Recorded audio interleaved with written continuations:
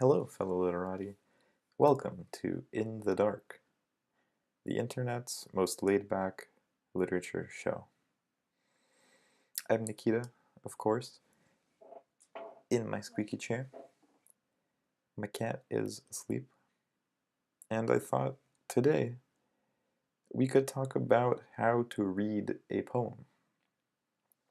Because who else may be more qualified than me, an intellectual, to walk you through the process of understanding a poem. Now, this is something that I've seen asked a decent bit. I mean, anyone starting out reading poetry might be kind of confused, understandably, especially if they've taken an English class. Bad idea. I know you had no choice, but it was a bad idea, usually. Because I don't think that really equips you to read poems very well. So let's take a look at one of my favorite poems, Stopping by Woods on a Snowy Evening by Robert Frost. And we can read it together, and I'll walk you through the process. And if you already know how to read a poem,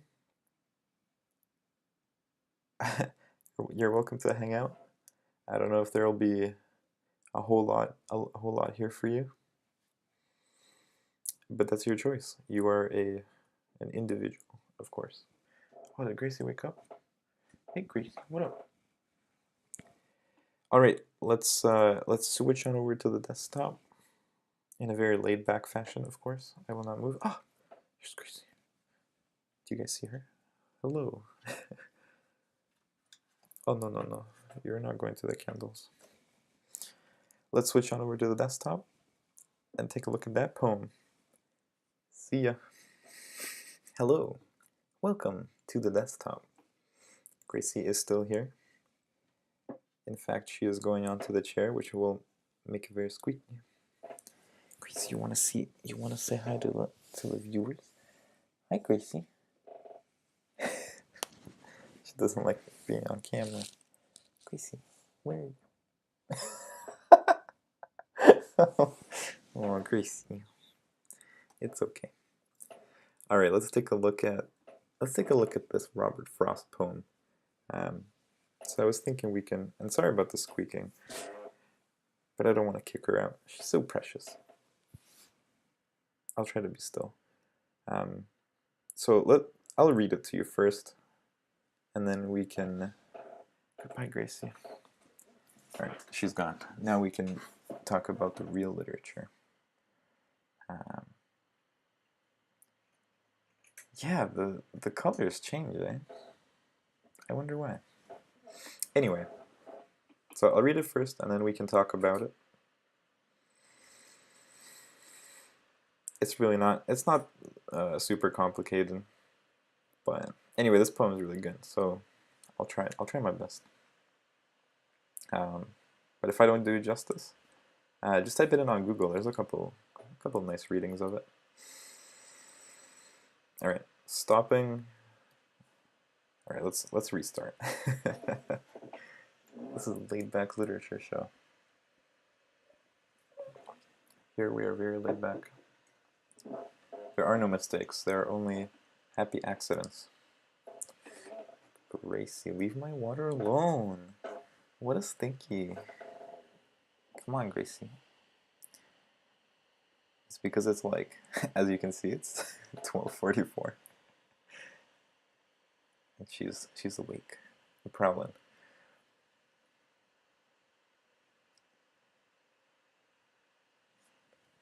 Gracie?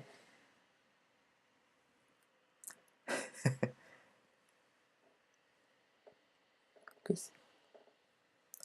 No, Flux. I am not waking up in 7 hours. Leave me alone. I'm so sorry, guys. Alright, actually, Gracie, please.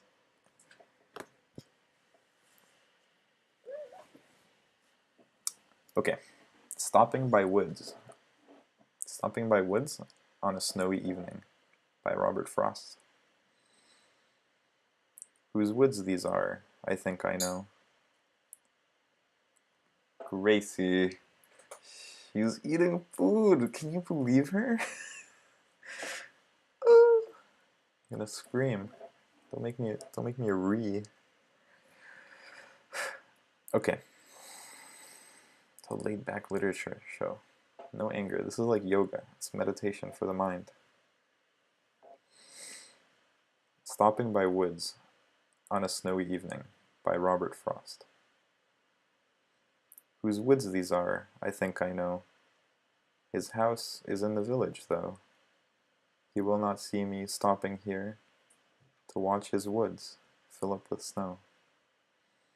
My little horse must think it queer to stop without a farmhouse near, between the woods and frozen lake, the darkest evening of the year. He gives his harness bells a shake to ask if there is some mistake. The only other sounds the sweep of easy wind and downy flake. The woods are lovely, dark and deep, but I have promises to keep, and miles to go before I sleep, and miles to go before I sleep. That's Stopping by Woods on a Snowy Evening by Robert Frost. So, did you like it? Was that an enjoyable experience? Well, guess what? Gracie also liked it. Here she is. Gracie, please, I'm trying to make a video. Be respectful. Roommates, am I right, guys? Oh, no, I got rid of me. Hold on. Surprise! Desk number 1, reading experience. She's crashing her claws. This is unbelievable. Laid back literature show. Laid back. We're laid back. This is chill. It's whatever. We're just doing some literature. All right, guys. So number 1 is a reading experience. Basically, you just read the thing. It's just a poem. Just enjoy it. Just read it. If you don't get parts of it, it's okay. Just read it. Some parts of it you'll get. Or some things will stand out to you. You'll be like, oh yeah, wow, that's cute, or that's pretty, or that's interesting. So just read it, get a first impression of it. Did you like it? Did you hate it? Don't cry, don't cry. Is that how it goes? Sorry about that, Anthony. I butchered it. But yeah, so just get an impression. That's number 1. Once you've read it and you have an impression of some kind, doesn't have to like it, don't have to hate it. Then you got number 2, the literal meaning. So generally speaking, when you read it the first time, hopefully you'll figure out kind of what's going on, but you can go back and kind of make sure you understand what the actual action is of the poem. And most poems will have some sort of action, or at least like a plot or characters. So you want to figure out like literally what's going on. And I don't mean that in like a white girl way. Like literally, I literally don't know what's going on. I mean it in the literal sense. So in this case, we read it, we liked it, some of us at least, like Gracie. And now we can go back, make sure we understand what's going on. So in this case, we have whose woods these are, I think I know. Anyway, so like essentially, long story short, he's in some woods, the speaker of the poem. The speaker being, of course, like the narrator in a book or some such thing. So in poetry, there's speakers. So the speaker of this poem, the voice that is talking, is in some woods near a village that are privately owned woods. And he's kind of like stopped in the woods, and there's snow falling. It's quite a beautiful scene. So it's in the countryside, winter, woods. So we know the setting. We know the characters involved. There's the horse, the speaker, and the person who owns the woods. Those are the characters. So he's stopped in the forest, and he's kind of like taking a moment to pause. His horse, I think, has something to do with the stopping, because he says, "My little horse must think it queer to stop without a farmhouse near." So maybe the horse is tired. Maybe it's been like an arduous journey. Yeah, and he's basically admiring the woods. He's like, "These are pretty nice woods. 10 out of 10 woods." And he's like, "I'd stay. I'd hang out for a bit, but I gotta go. I have promises to keep, of course." And he's got a long way to go. He's got miles to go before he sleeps. So that's what it literally means, which is kind of nice. You get nice images from that. And then we're moving on to number 3. Hello? Ah, are you guys seeing this? Are you guys seeing this? Hello?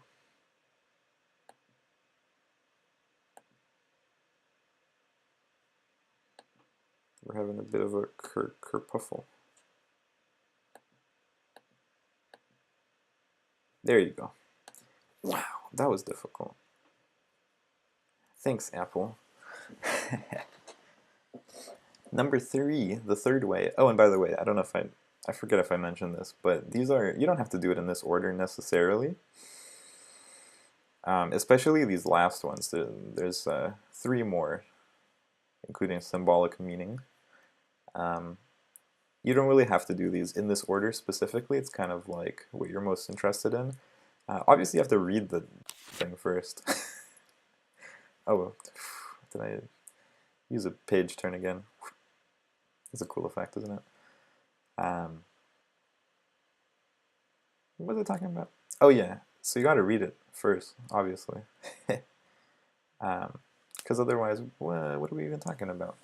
And you kind of want to know, kind of helps to know what's actually going on first before you can think about what that means. So these 2 are kind of, I'd argue that they're pretty important. You're not gonna get very far without those ones. But beyond that, so number 3, the third way of reading a poem, or the third step, if you will, of reading a poem, is the symbolic meanings. So okay, we know what's literally going on. What's going on symbolically? Like, what does it mean on a metaphorical level? What does it mean on a symbolic level? And the way you figure that out is kind of intuitive to a degree. Usually, like, associations will come up. You can also read critical opinions, so commentary or critical essays of other people's interpretations, and see if you agree or disagree. Some things will kind of suggest, here, let's take a look. Let's not talk about it vaguely. So he's in the woods. He's in the woods, he's got the horse, the darkest evening of the year. So this poem is kind of interesting, because until the end it seems just kind of, it seems pretty straightforward. So he's stopping in the woods of somebody, so he thinks he knows who owns the woods, so he kind of is not familiar with the woods, but he's sort of, he's okay. So he's been in this area before. We know this much. Oh no, did I ruin everything? No, okay, good.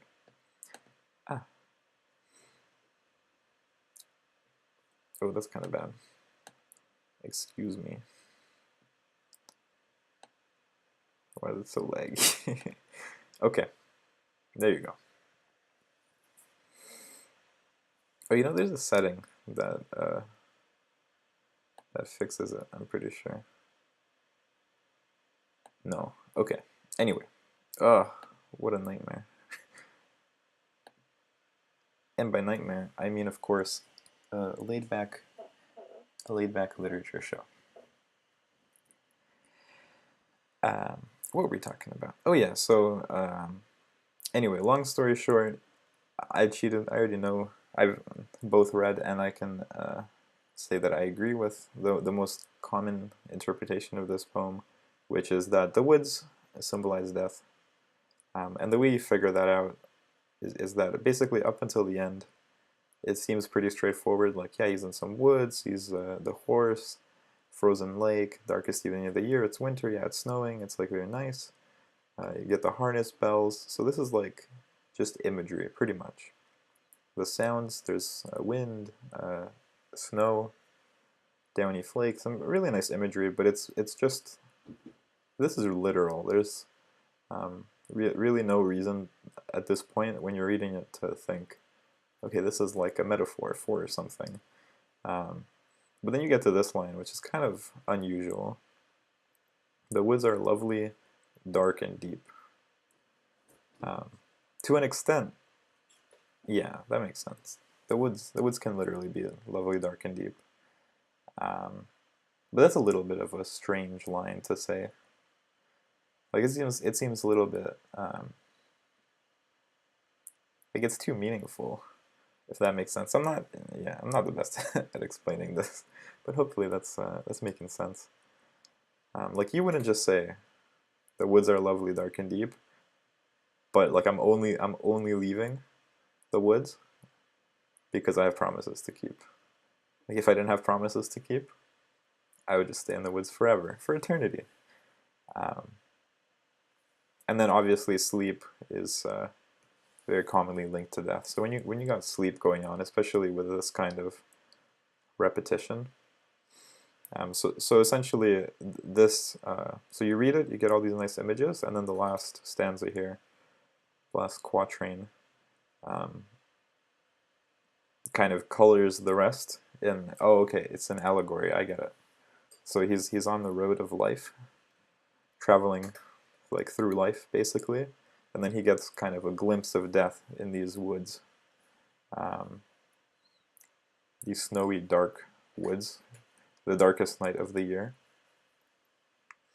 and he decides like, no, I'm going to continue with life for now because I have promises to keep and I still have a long way to go in my life before I die.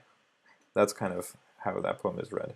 So that would be a symbolic meaning, and I have this with a little s here, because some poems you can read in a variety of ways. That's kind of how symbolism works. It's not,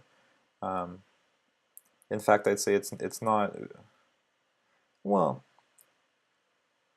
okay, it's pretty often that it's one main popular interpretation, but usually, especially nowadays, when you get neck deep in critical theory, if you're into that kind of thing, then there's all kinds of interpretations. But moving on. So you figured out like the metaphors in this. Is there anything else to say about that? Nope. That's pretty much it. So you figured out, hey, it's kind of it's an allegorical thing. It's about death. That's one of the symbolic meanings. Then you get number 4, contextual analysis. And this is, and again, the order here doesn't really matter. You could figure out the context of the poem before you look for symbolic meanings if you want. This is just probably how I would do it. Except maybe this one and the next one will be switched for me. But contextual analysis is basically like, what year was the poem written in? This one, I don't remember off the top of my head. Does it say anywhere? I don't think so, but if I had to guess, I would say probably like the 1920s. It's kind of like first half of the last century, first half of the 20th century. So it's, you know, you get a sense of the time period. You want to know more specifically than that, but that's pretty easy to find. And if you read it in a book or in an anthology, it'll have the year written there. So that helps you out because, you know, if it's like, oh, it's like 1970 or 1850, kind of important just to know the context of it. Also who the writer is, the poet. It's pretty helpful to know like who they are, what their interests were, who their influences are. So that's the contextual analysis. It's kind of like, where does this poem fit into their life, into their biography, their other poems. And this one's kind of, it's important. I wouldn't say it's not important. There are people that would say, oh, that doesn't matter at all. I wouldn't go down that route, but it's kind of, it's interesting to know, at least to like an extent. I think the time period, you're really gonna have trouble like ignoring completely. The history of the authors of the poet, I mean, it's not quite as important, especially with something like this where um, it's kind of a timeless poem, except for the bit where he's riding the horse. But essentially, this, you know, a person in a forest and it's snowing, and then it's about death or life. It's pretty universal. But yeah, so that's context. I'm not really going to go into a lot of depth for that one. And then finally, we have formal analysis, which is very fun. Formal analysis. Hold on, I really want to see if I can. Is there no way to. Hold on over here. Aha, float on top. Wonderful. Oh, amazing. Okay, perfect. So formal analysis is analyzing the form of the poem or the structure of it. So basically what it's made of. And this is, it's very fun if you're a writer. If you're not a writer, I mean, you can do like the gist of it, but you really don't need to get super into it, unless you wanna. And basically what formal analysis consists of is the meter, which is a little bit complicated to explain just in a couple of words, but basically it's the rhythm of the poem. But I'll make a separate video talking about meter for sure at some point, especially if there's people that want it. So it's worth reading about meter, but essentially it's the rhythm. So you have whose woods these are, I think, I know. So I'm not going to explain it further because it's complicated. I don't want to spend 15 minutes and make this like a 2-hour video. But you can look at like the rhythm of it, what kind of rhythms it's got. So this poem is in iambic tetrameter, right?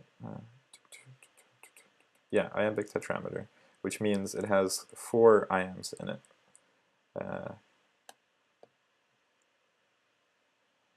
I think I know. Whose woods these are, I think I know.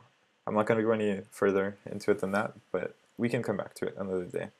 But so you can look at that, you can look at the rhyme scheme, and usually you look for rhymes at the end of lines, but sometimes there's also internal rhyme. So structural components, this one has an kind of unusual rhyme scheme where it's A, B, A, B, B, C, B, C, C, D, C, D, D, D, D. That's the rhyme scheme. You can also look for repetition, so words that are repeated. These lines are repeated.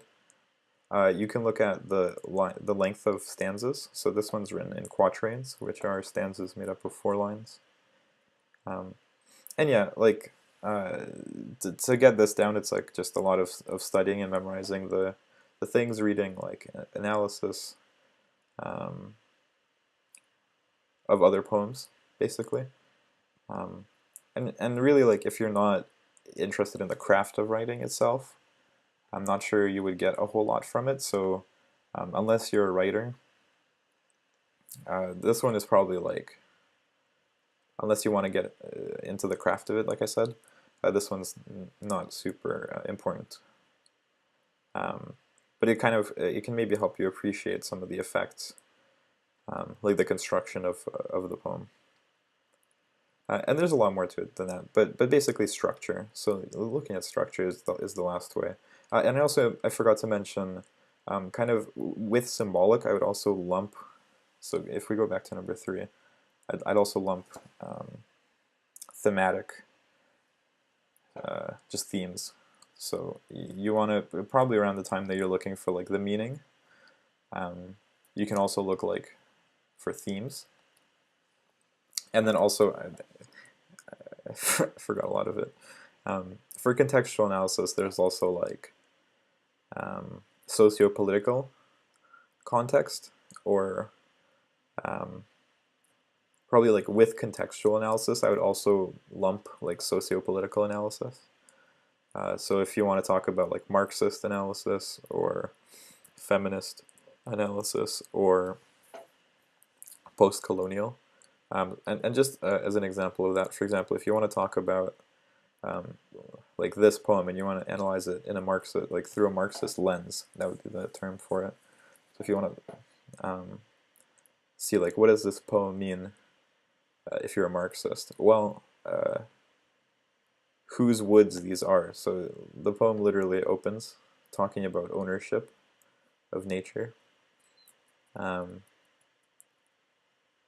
a house in the village. Okay, he will not see me stopping here. Okay, so the guy is trespassing basically in these woods. So you know, there's some like topics you can think of for a Marxist thing. Yeah, like nature versus property. That's one theme, you could say.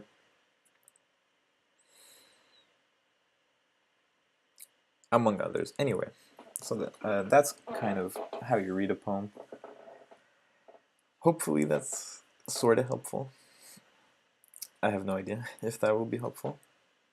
This is kind of difficult to explain, but if you have any questions about any of this stuff, just let me know. I would be happy to elaborate. Hopefully you enjoyed this poem. Thank you for tuning in. Please, please, please, please leave a question for the next video. Or a topic suggestion if you have anything you want to know more about, like, hey, I heard this term. What the heck is it? Leave it in the comment. For the very few of you that have made it this far through this heavy slog of laid-back content. Thanks for watching. Keep turning the pages of life. Knowledge will guide us to eternal salvation. Bye. See you next time. Please leave a comment. Like, please, I really genuinely mean it. And I don't mean it like in an engagement way. I know I'm just recording all of these right now, these first batch. So if somebody has actually left a comment, thank you so much. I just appreciate you a lot, like in advance. But I'll appreciate you even more in the comment section. All right, Dark Guy is out. Farewell. See you in the next episode, which is tomorrow. That was a wink. All right, actually, goodbye. Thank you.